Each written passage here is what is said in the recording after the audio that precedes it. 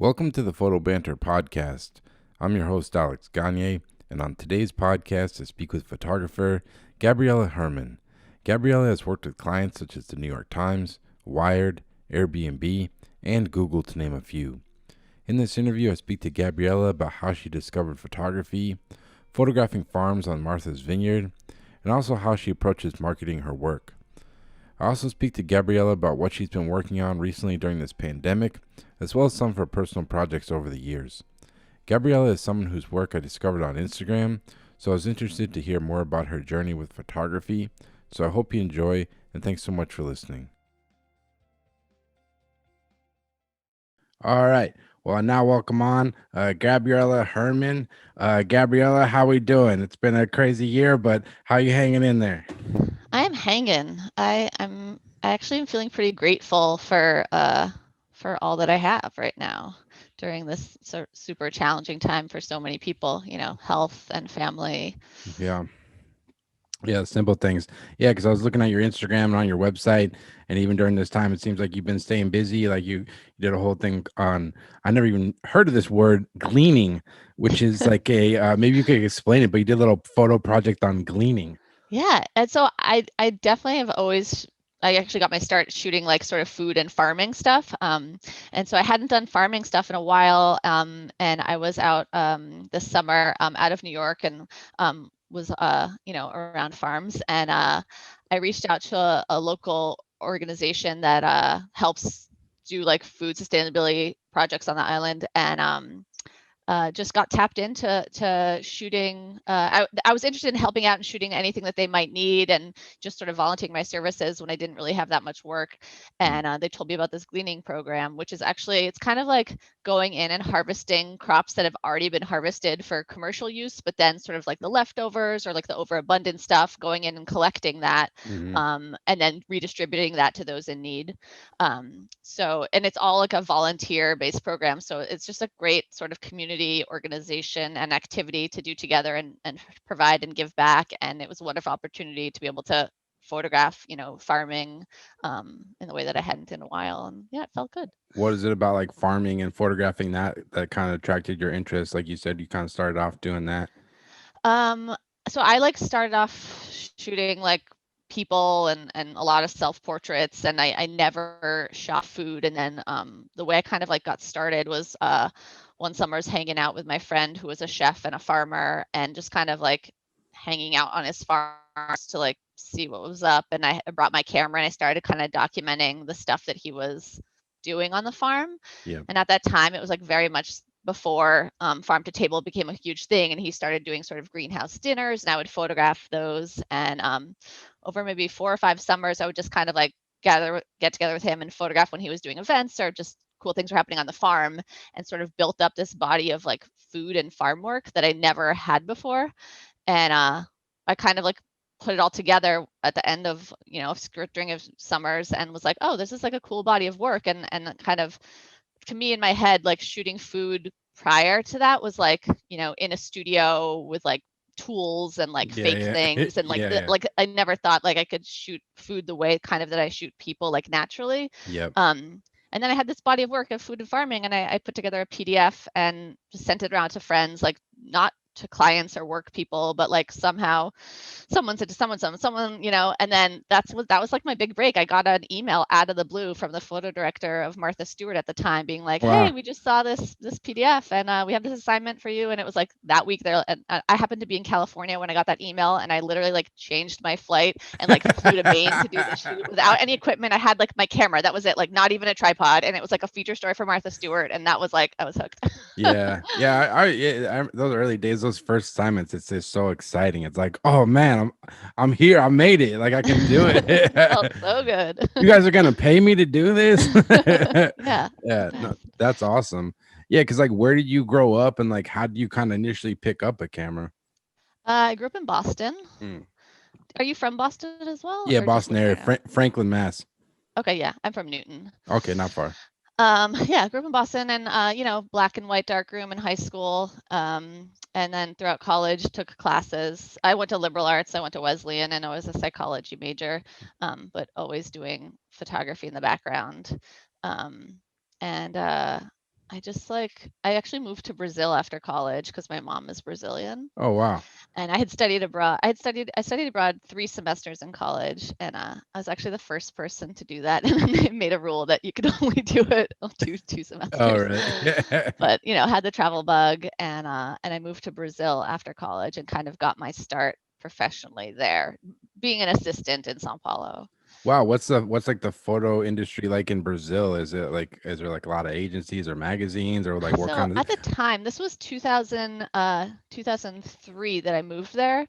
Um, and the first 2 years I had a regular job. I was just working at a hotel. And then I decided I kind of wanted to try photography professionally, and ended up getting this job with the top basically the top photographer in Brazil. The industry at the time was like so small. There was like three old white guys who did everything, the top celebrity, fashion, advertising. There's like the three of them, and I somehow got in with one of them as like the lowliest, like studio bitch number five, who like I had to like come in at 5 a.m. and like open the site, paint the site and open and like untangle the cords and doing all that good, assisting stuff. Yeah. But that was like how I started there. Uh, yeah, and like I said, yeah, he was shooting all the stuff. So it was my first entry. Like I had studied photography in school, but it was very much like sort of fine art and academic, and I had never seen sort of like a commercially operating studio and how it works. And so for me, like working for him was this amazing like lens and view into what it's like to be a working photographer. And so I wasn't that good of an assistant, and I'm not that technical, and still not that technical. But for me, like assisting, I love just like being able to pick his brain and like watch how he directs talent. And like during lunch, I would just like sit in his office and like read all his photo books and like kind of Yeah. absorb that. Yeah, I think like early on, like at least for even me, like you don't realize how many companies like utilize photography because like the same thing. When I had started out, the only thing I thought about photography was like weddings, like school portraits, and like maybe like Sports Illustrated. And that was like the extent of like I thought photography was. I didn't really. There's just so much more to it, like you say, you know. Yeah, I had no idea about like what a commercial photographer does. Magazines a little bit, but the whole, yeah, Yeah. advertising. I was, in school we were taught so much like, it was black and white fine art kind of. Hmm. So And I was looking at your website. It seems like you even do you've exhibited a good amount of your work too, like at different galleries and stuff. And has that kind of always been like an interest for you, like it's the fine art aspect of it? yeah, I definitely interested and kind of started off my career always kind of straddling both. And it's funny because me and my best friend, we both kind of were in New York coming up together. And then I kind of veered sort of commercial advertising rate, and she became total fine art. And it Yeah. like at some point, like I still love fine art, but I don't have like aspirations the way that I used to of like, making it in the fine art world. But I do think that having your own projects, whether they be fine art or documentary, just something outside of what you're getting paid, is super super important, and to try to keep that up. Yeah, it's a hard thing to do. Like we were talking before we started recording, our mutual friend Jesse Burke, and he kind of similar. Like he still like straddles both worlds, which I don't know how he does it Yeah, he because does. It's amazing. there's only so many hours in the day, and it's like, as you know, like this, like trying to market yourself to editorial and commercial clients. I, that's enough hours in the day Right. for me to try Right. to That's make enough that like way, divide to figure out. because it really is like two different worlds. But it is interesting to have, I guess, the perspective of it, you know.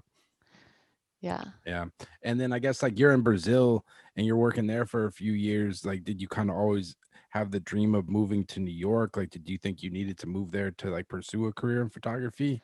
Yeah, I mean, I knew I wasn't in Brazil for like the long haul. My mom is Brazilian, which is why I was there, and I grew up speaking Portuguese and going to Brazil for traveling. So I knew I'd always sort of be back to Brazil for, Yeah. family purposes, but I knew I wasn't going to sort of live there for life.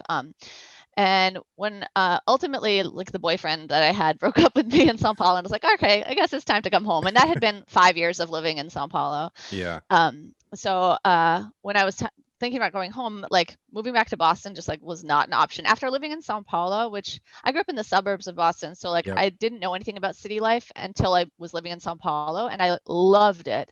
And I just like I didn't know how much I loved being in a city. And so like moving back to Boston after Sao Paulo was like, no.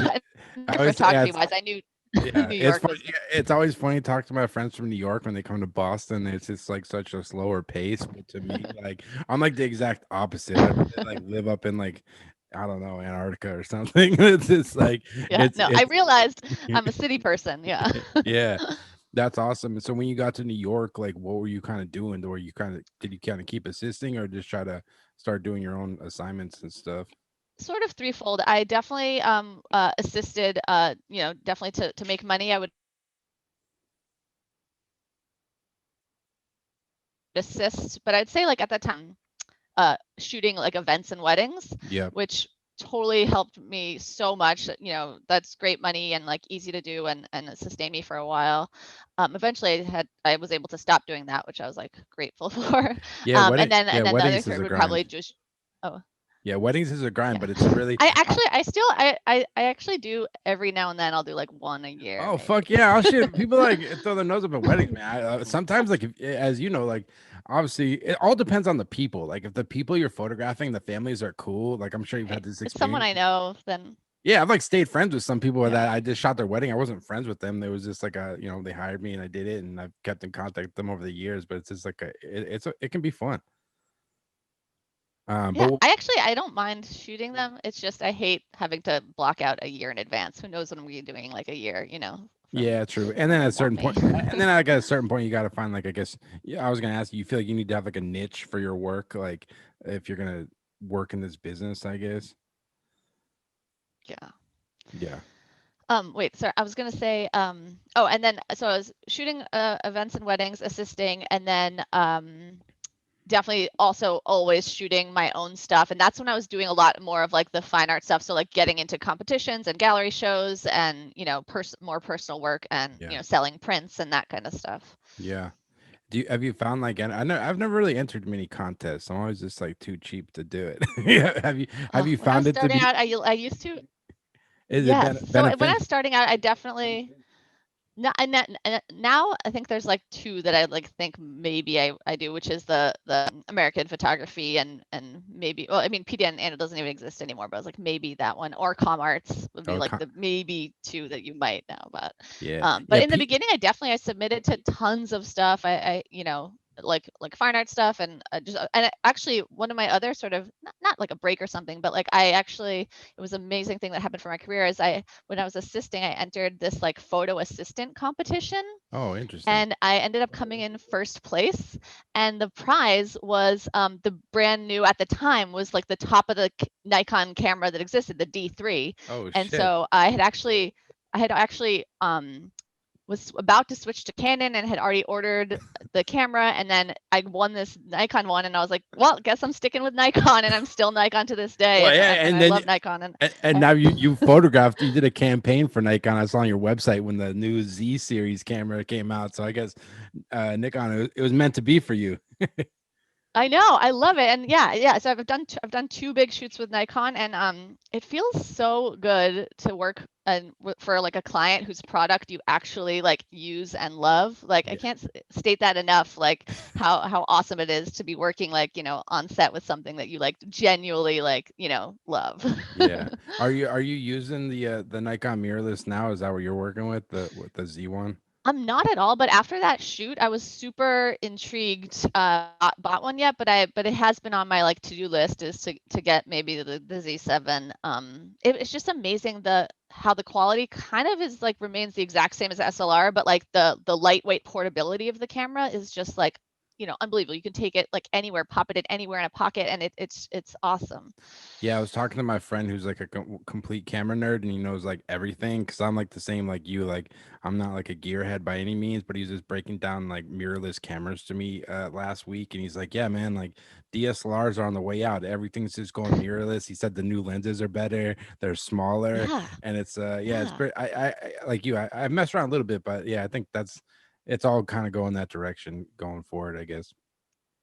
Um, yeah. I think so so. so when you're in New York and you're, trying to get your name out there, like how are you kind of getting your foot in the door? Because I think that's like the hardest thing for people, like when you're first starting out and you don't know anybody and no one knows your work and like who were kind of some of the first clients you were working with, I guess.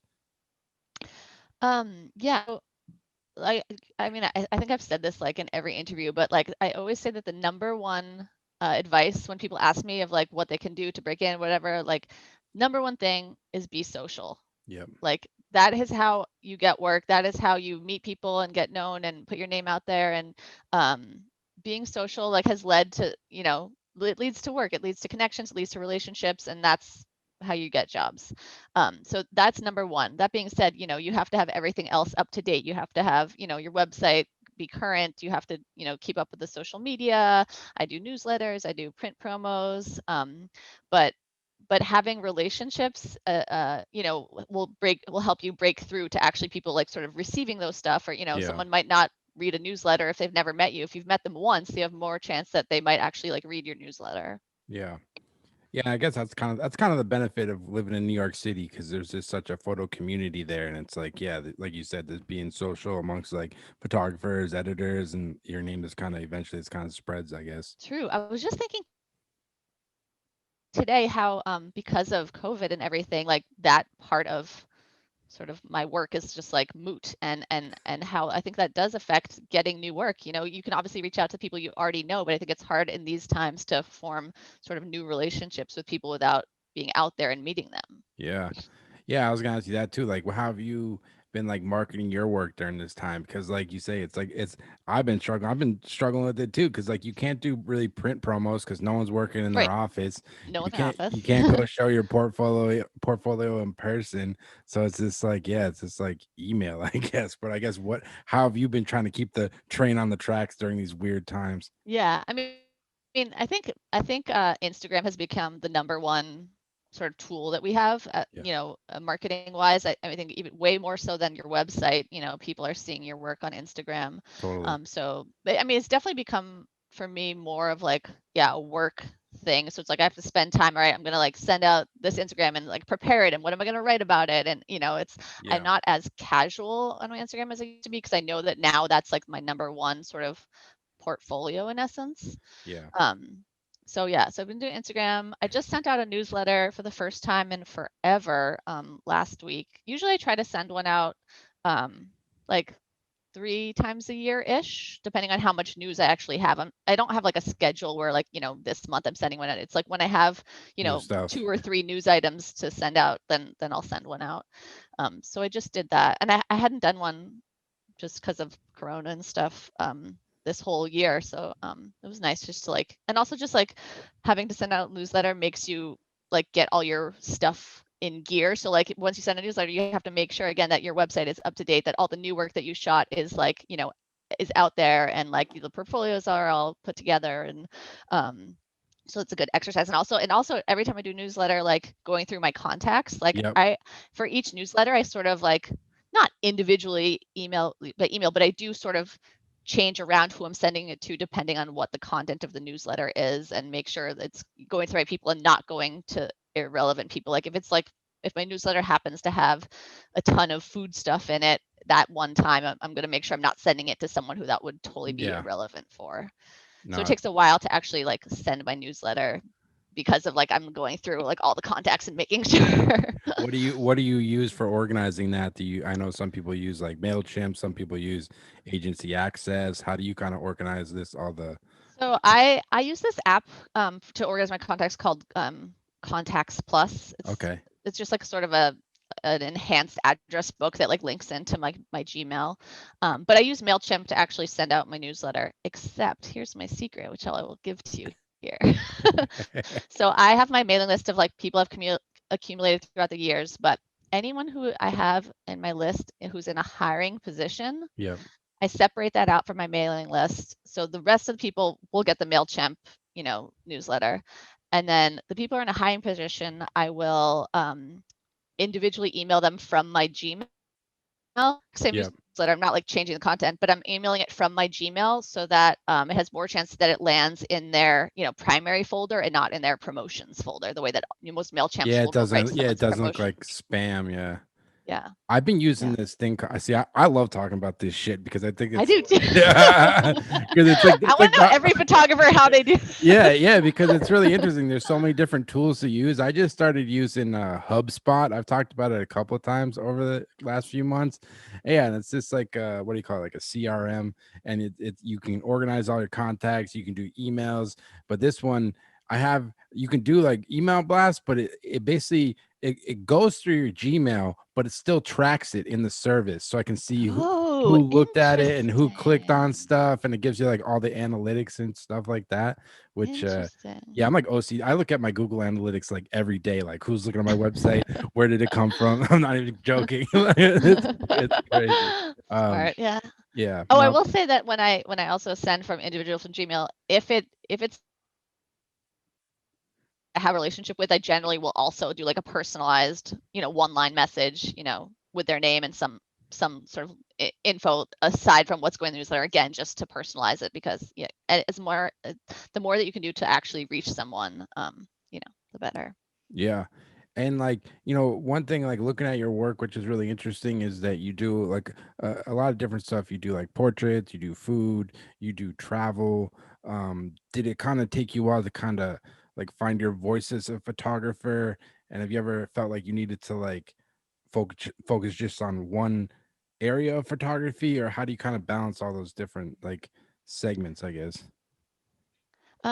Yeah, it's hard. It's funny. I actually listened recently to your interview with Winnie, and Yep. I feel like I had the same question. And I think she's kind of shoots a little similarly to me in over a bunch of genres, and I struggle with it. But I think it like for me it was important in the beginning. I was sort of known as like the food farming, Mm. and so I got just like tons of work in that genre, and I shot for Martha Stewart for years, and Yep. I actually joke that I had like a shtick that was like shooting hot farmers was like my thing. Just so many hot farmer assignments, which I was happy to do. Um, but I was also happy to not be like just doing that. I'm super glad that I've been able. I generally say I shoot food, travel, lifestyle, and portraiture, and I'm glad that I'm able to sort of jump between those genres and not be just a food photographer, because I don't want to be just a food photographer. I want to be shooting a bunch of different things. Yep. Um, and so it is hard sometimes in terms of marketing how to present myself, because again, like we said before, like if it's someone who only hires food people, I don't want to be sending them travel stuff, but or I have to make sure that I'm not like totally missing the mark on what I'm sending to people, but I do want to show that I can do a bunch of things. And I think it has come in handy lately when clients are more and more interested in getting libraries, Yep.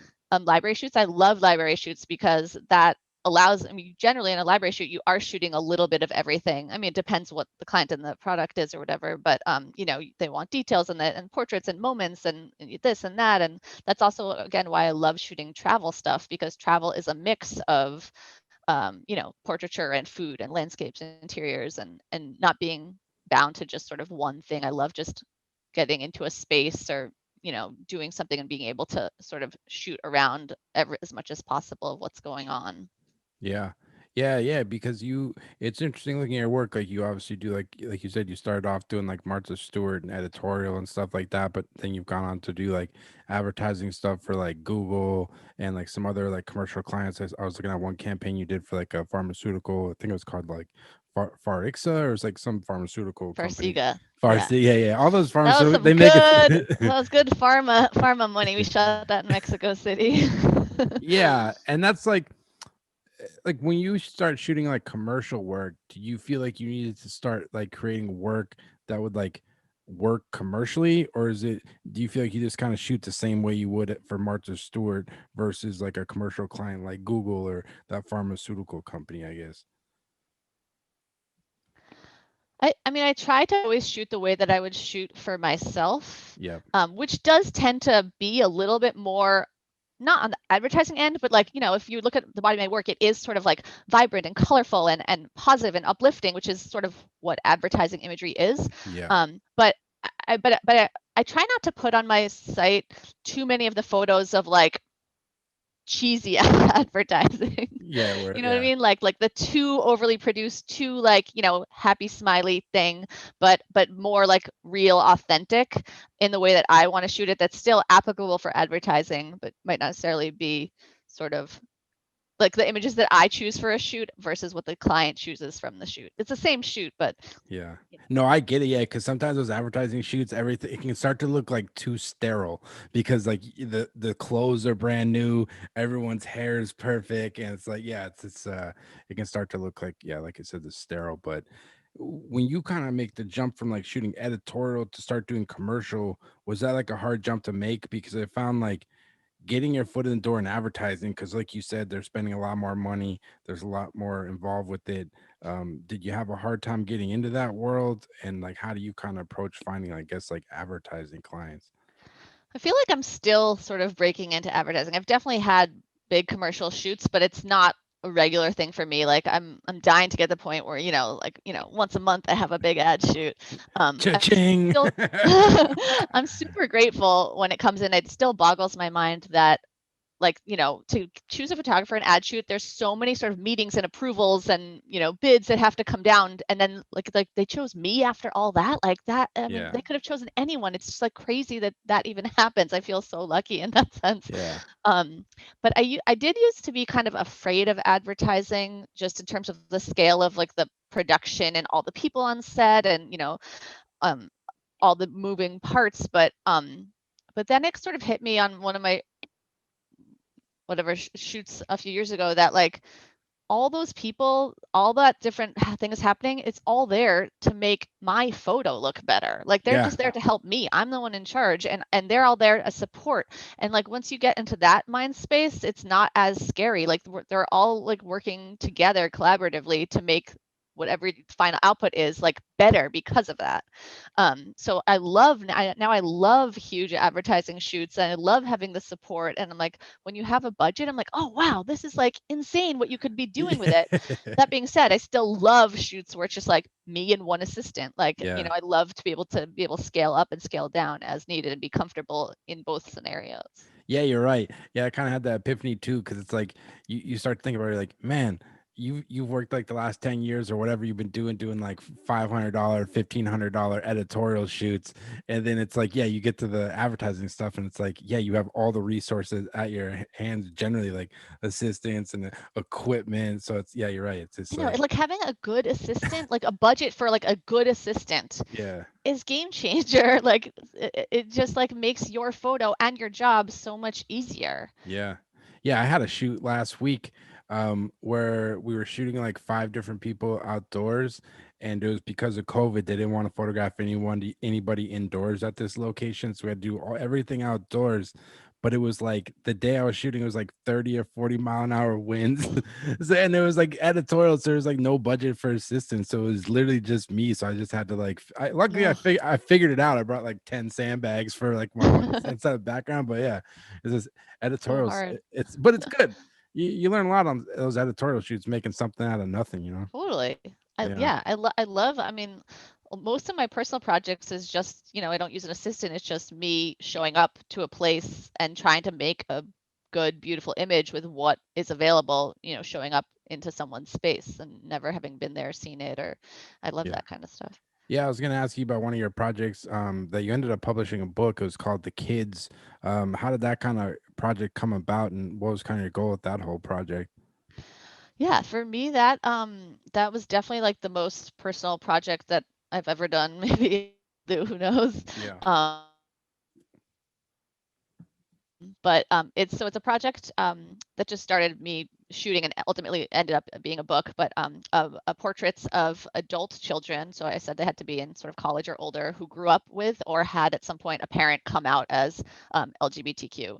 And then I did interviews with the subjects, usually before the photo shoot, just hearing their story and um, what their childhood was like, and then did portraits of them in a space that somehow had some sort of meaning to the story and interview.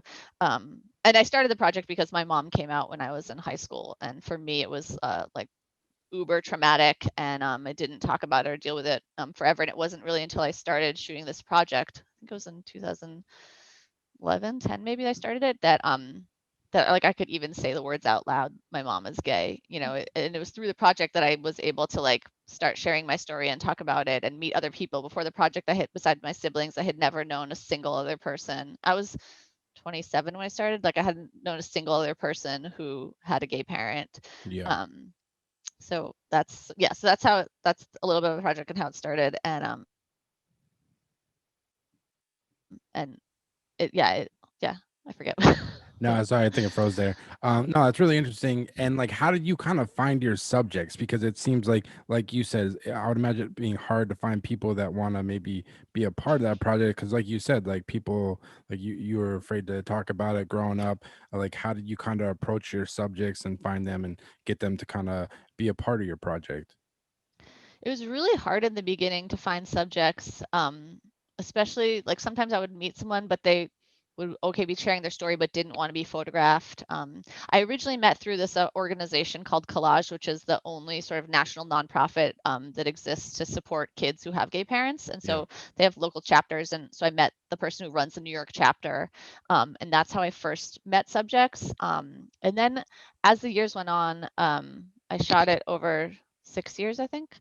It definitely became easier and easier and easier to find subjects, as society was changing, Yeah. honestly, and people were getting more and more used to the idea, and open about it. And, oftentimes one time I like put it out in my newsletter actually, and a friend of mine whose girlfriend who I knew and like had vacationed with them and like knew them like wrote to me and been like, "Hey, my mom's gay." And like we'd like hung out multiple times and that had never come up. And like Yeah. then saw them email and it was able to connect. And she's in the book. And um it was, yeah, a mix of just putting the word out there, and obviously subjects that I shot if they knew anyone. I started a whole database also of people who like would reach out to me, or if I met someone like in the country. So whenever I was traveling for work, if I ever was in a city, I could go to my database and be like, oh, has anyone, do I have anyone in Chicago to shoot? And that's actually how I was able to shoot a lot of them, was sort of tagging on to when I was going to be somewhere for work, and then being able to shoot someone in that city. And like, how was the response from the project?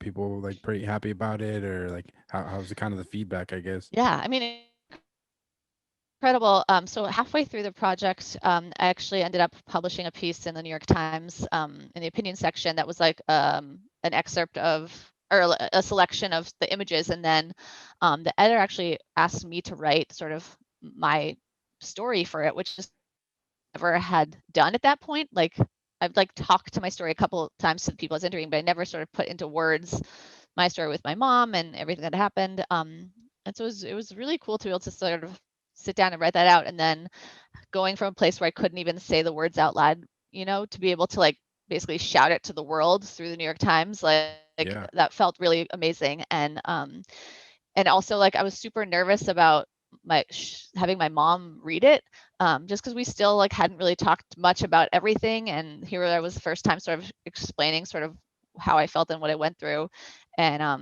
And the second, she saw it before it was published, and of course like she was so happy and she started sharing it, and like that made me feel a lot better. And so just like within my own family also, like I interviewed my siblings, and again, my siblings are my closest friends. We talk every day. We had never talked about this before until I interviewed them. And so they were my last interview subjects. So I was kind of nervous of interviewing them because we'd never talked about it. But through the Yeah. book, I had to. And so that was amazing, just to be able to have these conversations that we never had. And then obviously once it was out in the New York Times, and all of a sudden all these people started emailing me and contacting me, which was amazing, wanting to be a part. And I was able to, through that, find a lot more subjects. Wow. And then when the book came out maybe 2 or 3 years after that. It was amazing. I had like sort of my dream book launch party in New York, and it was picked up in all sorts of outlets, and Wow, in that's awesome. Time and in Out, and got great press. And I feel really, really good for having done it. It was very personal. It was very hard. And um, I just it was so satisfying to have a project like that actually, and also the emails that I would get from subjects, or people who across the globe who like saw the project online somewhere. Oh, it was a cover story in the Guardian, Hmm. in also came out about it.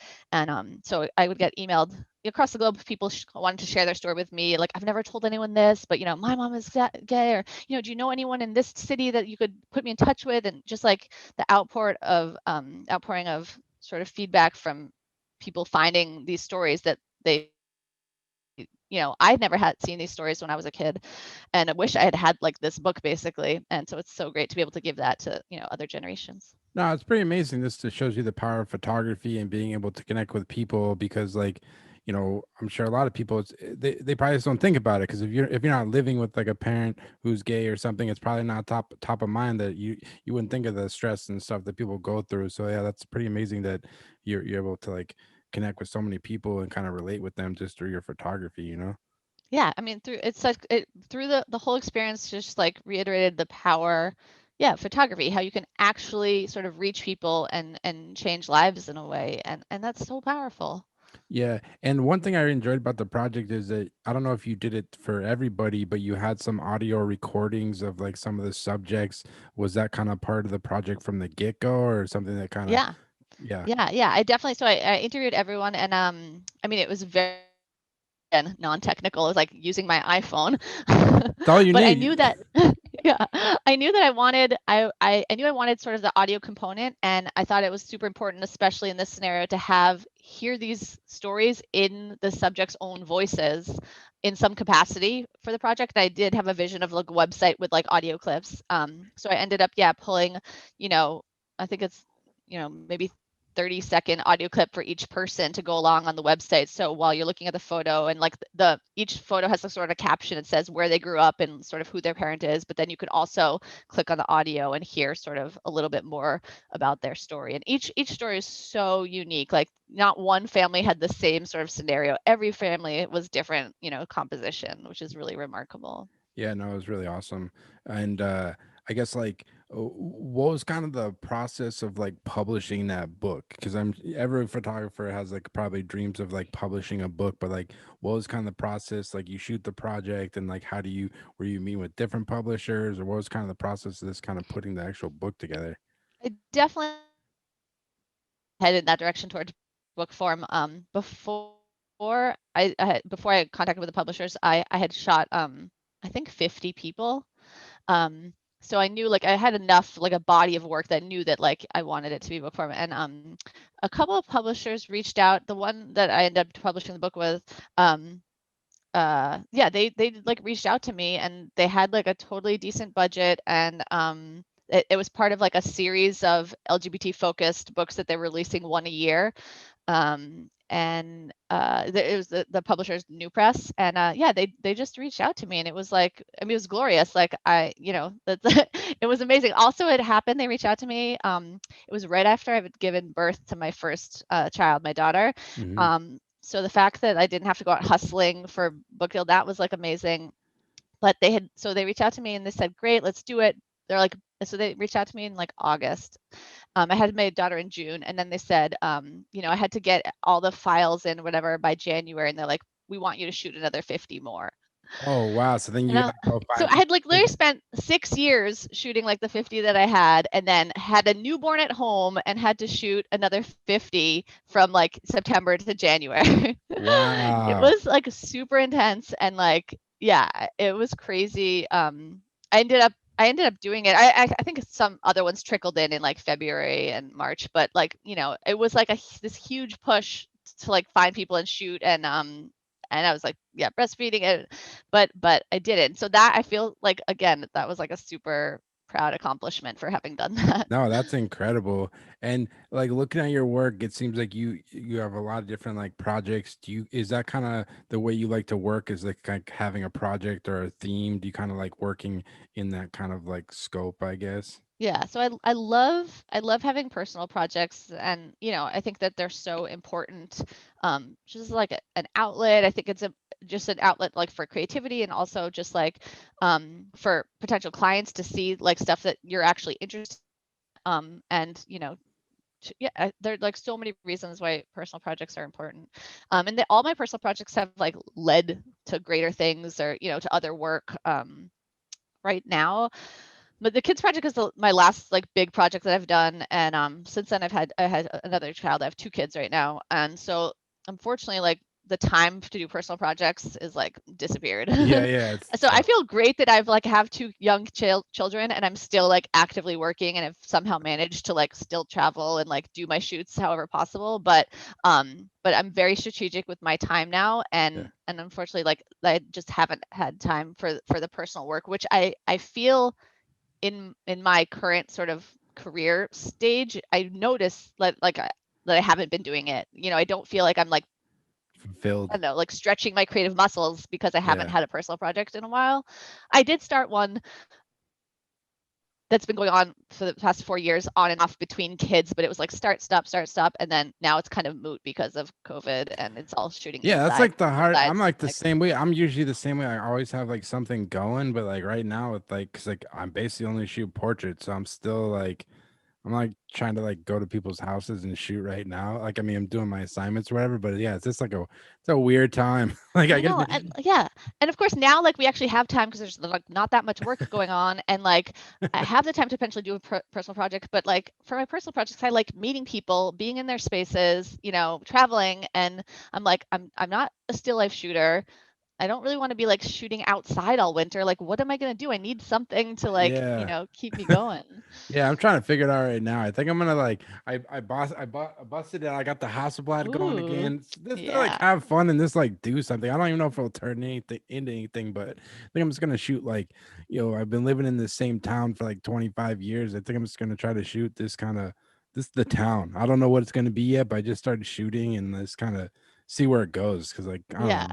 I feel like One that's of like my half this starting and see where it goes. Totally. One of my like mentors in Brazil, like I never forget, he said the hardest part of any project is starting it. Yeah. You just got to start it. It might not lead to anything, but it might lead to something else totally different that has like, it's just like, but it's hard to like just start it. Yeah. I get Y- that. Yeah. And one I really enjoyed, you did it was an assignment, I think, for Cosmopolitan. I can't butcher that. You shot rodeo queens and you turned it into a personal project, which I thought was great. You had the assignment, but you kind of just kept working on it after, I guess. Yeah, that was like the most amazing assignment I've ever gotten, maybe. But yeah, it's for Cosmo, and it was following along a rodeo queen in Oregon, like leading up to the big national rodeo queen championships in Las Vegas. So Yeah. it was like from September to December. Like who knew that Cosmo does like long form stories? But it was like 3 trips out west to follow. I knew nothing about rodeo queens going into this, so that was like so cool to just like dive into this world and like know like so much after coming out of it. Yeah.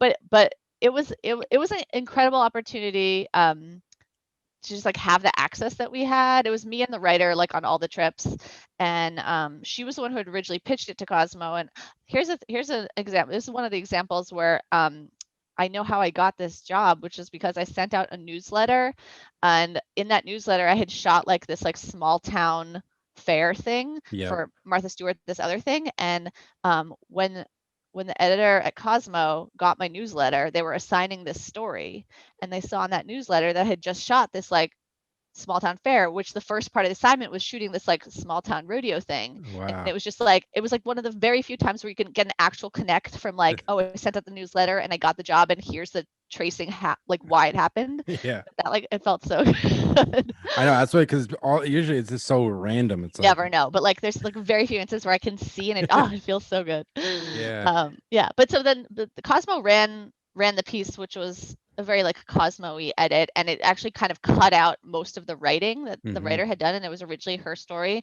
And so we just decided to like sort of expand and sort of present the body of work in a way that we wanted, which is, a different edit of photos from my end and incorporating her writing. And so that's how we kind of turned it into a larger project. And then I made a little sort of booklet that had like quotes that she had interviewed from her interviews and like my photos, and like sent out the booklet as like a promo piece. Yeah. No, it was just so great. I love the like Americana type stuff. They're just like all the details and everything. You can't go wrong with it. And it's like pitching stories. Is that like something you do a lot of? Have you had any luck kind of doing that over the course of your career at all? Zero. Zero. It was just that writer pitched I wish it. I could be one of those people who like pitches great stories and gets assigned to do them. I mean, I've pitched a couple small things or people, but not. not formally. Yeah. But that is on my like, wish list, is to like learn more how to successfully do that. I do it a lot. Like honestly, I like last year because it all varies. Like some magazines are open to that, some just don't care. They're doing their own thing, which I understand. And that's the experience I've had with it. Some are like, yeah, throw us as much as you got because like they want ideas. Some of them, Right. others not so much. But I in the past year, I've actually had a lot of luck doing it. I probably pitched like 4 or 5 stories that all ended up getting picked up. And Wow. yeah, it was just Is like it to editors you already have relationships with, or not sometime out always. of the blue? Yeah, just like nah, not always. Like I pitched one to Victory Journal because I shot this baseball project and they ended up picking that up and they gave me some feedback and then I shot some more and then they ended up publishing it and then some That's one of my awesome. yeah, it's just interesting. I'm always interested in hearing how people go about it. Uh looking at your website, you've gotten to do some really cool work for Condé Nast Traveler. You've gone to like Mexico, Greece, Brazil, Canada, Oman. How do you kind of start working with them, and like, how's your kind of experience, kind of getting to work on all those cool projects? I guess. Yeah, they were an amazing client. So remember when I said be social? Mm-hmm. So one of the editors who I worked with for years at Martha Stewart, and we had a relationship with, she went to Condé Nast Traveler, and so then I started shooting for Condé Nast Traveler. It's like literally as simple as that, and that was amazing. Yeah, they've sent me like all over the globe. I love shooting for them. Actually end up shooting also a ton for Condé Nast Traveler China, Okay. which is this whole other market. But that's the ones who sent me to Oman, and that was an insane trip. I had to like look up on a map like where Oman I was did when I got the assignment. before this interview. I had to. I was like, I didn't even know. Yeah, that's so bad, but I didn't know where it was. Yeah, it's like it was so incredible. I was there for like 2 weeks, just like literally every part of the country. Like we're in the beach and the mountains and the desert and the city, and it was incredible. It was just an incredible opportunity. Were people like open to being photographed in Oman, or like what was kind of your Totally. Do you experiences? know what? Oman is so like under tapped and undeveloped and non-touristy that like people weren't even aware that they should be like wary of a camera, or you know what I mean? Like it was just like so easy and safe to like walk around, especially like as a woman with like my camera out. I never felt sort of threatened Yeah, or that's what I was gonna ask anything. you. It Being a was woman, like some of because you read about those countries that like, yeah, how, yeah. So Yeah, I was shocked. I think it was incredible. no, yeah, the photos are amazing. It's just the landscape and everything. Like when you're working with Condé Nast Traveler, like on projects like that, do they kind of give you like a detailed shot list of exactly what they want, or they kind of just let you kind of go and do your thing, or like how do you kind of navigate So those generally on travel shoots, usually definitely for Condé Nast Traveler, a writer will have already done sort of the trip and come back home and like write up their notes. They might not have the full story yet, but they'll have sort of notes from it. And so with that, them and the photo editor will come together and give me sort of a shot list of places, basically redoing their trip and the highlights photographically and going to those. And it's always a mix of, hotels and restaurants and scenic points and markets. And there have been a few times where I've actually gone with the writer, which is a totally different experience. And I like doing both. I obviously, if you get along with a writer, it's a great to have sort of a travel companion who you're, working on this project together. I did have one time where I was on a shoot where I hated the writer and we were in it together for like 10 days in France, and it was like every meal was brutal. I'm like, oh. Yeah, yeah, But and it can be tough. Like, yeah, I've had the same experience. I mean, it's like any job. You're gonna some people you get along with, some people you don't. But I think with photography, it can get tricky sometimes, especially when you're like doing portraiture. Whereas if the writer is doing the interview at the same time and takes up like the entire hour interviewing the person, a lot of times, at least in my experience, the subject they don't want to give you more and more time because they've like already spent an hour with you guys. Just take the picture and be done with it. yeah, that's hard. That's hard. Yeah. No, it is tough, but yeah, you've got to do some cool stuff. And also, this is a really cool one you worked on, Beetle Bung Farm. You worked on a cookbook for them that I believe won a James Beard Award, if I'm Yeah, read so that correct. was the first project that I was talking to you in the beginning, the food and farm. Oh, My okay, friend who's the wow. farmer. Yeah, yeah. So that after like shooting with him for all those years, then we actually put a book proposal together and pitched it and got this book deal and turned into the Beautiful Farm Cookbook. So it was like so it's a farm, but I never heard of a farm making a cookbook. So like, was there like, how did that work? Because it's like the farm just grows Well, food. so this was so my friend Chris, he's like a trained chef, and it's his family's farm, and so he would, he would be that's when he was doing all those greenhouse dinners and like just cooking on the farm, like physically, like literally like harvesting food and bringing it right there and cooking it like on the spot with like a burner Yeah. um uh and so he's been in the food industry for years. He worked in Italy and London and New York, and so it's recipes that sort of he had created over the years. A lot of it was developed while he was on the farm, but other stuff, and that's how that came about. Yeah. No, it's really cool. And like when they're putting the book together, were they basically just like using the photos you had already shot, or did you guys kind of go back to the drawing board and create like new imagery that was going to go specific to the cookbook? So we had like obviously years and years of like material, but a lot of that was more sort of like lifestyle stuff on the farm, and I shot like a ton of like slaughters and just harvesting. But once we got the book deal and he had to actually like write physical recipes, so once the book deal happened, then we shot actual like plated food shots of the recipes that were going to be in the book. So like the bulk of like the other stuff we already had, but then what the recipes that like needed photographs with, then we shot those. Yeah, that's incredible. You got to work on it. James Beard, or maybe people listening don't know what James Beard is basically like winning an Oscar or Grammy for the food world. Like getting even in the atmosphere of that's pretty cool. Yes, that was also a proud accomplishment. Yeah, definitely.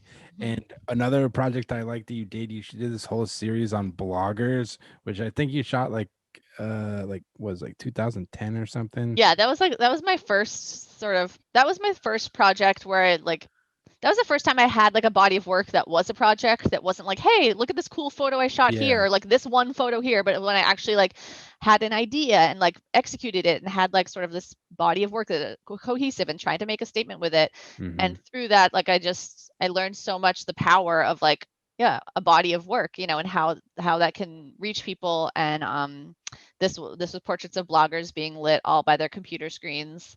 And also because of the nature of who was shooting it, the project did go viral because all the bloggers Oh, then they like started blogging about sharing, it. I didn't even think about that sharing. beforehand, but it worked to my advantage.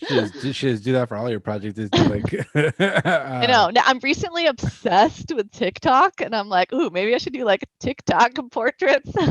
yeah, I want to. Yeah. There's like so many interesting things out there now, like ASMR, which is like a whole category on YouTube. Like, Oh yeah. that's one I want to maybe start working on something like that because I think it was this piece.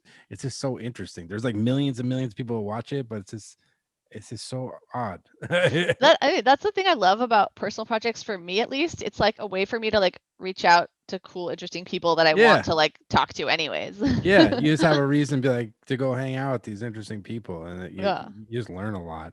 Yeah. Um, and with one thing I'm always curious about, like obviously you do editorial, you do commercial. Have you ever worked with the rep or like felt a need? Do you think you need to have rep nowadays if you want to work commercially, or what's kind of your opinion? Yeah, I've had two reps. I currently do not have a rep, but I've had two reps over the years. And I love having a rep. I love it, not because they ever really like brought me work, because I feel like I do a lot of that on my own, but I love just like having someone else like on my team. Yeah. You can see I'm like I work from home, like it's me by myself here. And so like just to have someone else who like is with you, who you can bounce ideas off of, and like who knows where you're gonna be, and that component is I love what a rep does in that way. Um, and like, yeah, right now I don't have one, but I'm definitely. Sorry, I froze there for a second. Oh, Um, yeah, no, it's interesting. I always just because everyone's got a different experience. Like you said, you feel like the rep didn't really bring you any work, which is like I almost feel like everyone I talk to says the same thing.